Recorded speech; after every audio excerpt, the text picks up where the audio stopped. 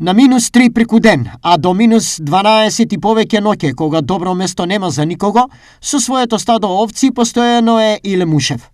Вели, лоши денови се, но животот и работата мора да продолжат, особено за него. У сточарството нема ладно, нема топло. Значи мораш да дојдеш да работиш тоа што треба да и дадеш да јадат, да се нахранат, да се исчисти, да се дотера се што треба, да се надое некој што има јагнето, било што. Значи тука нон-стоп има работа, 24/07 што викат кај ни. А овие минусни температури па претежно мораш да бидеш на штрек што викат. Основно за Мушев сега е да ја спаси од студ и да ја нахрани, но стоката сега јаде многу повеќе од вообичаено.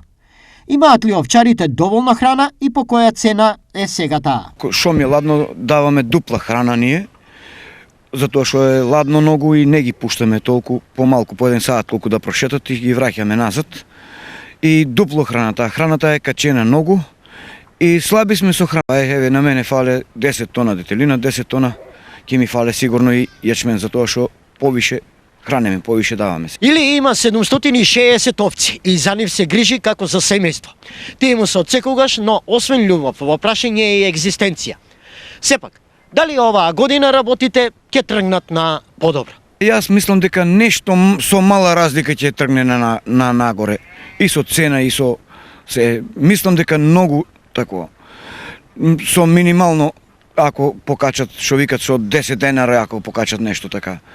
Неголема добивка за сточарите е продажбата на сирење, но не секогаш тие може да чекаат на него, иако знаат да го направат најдобро.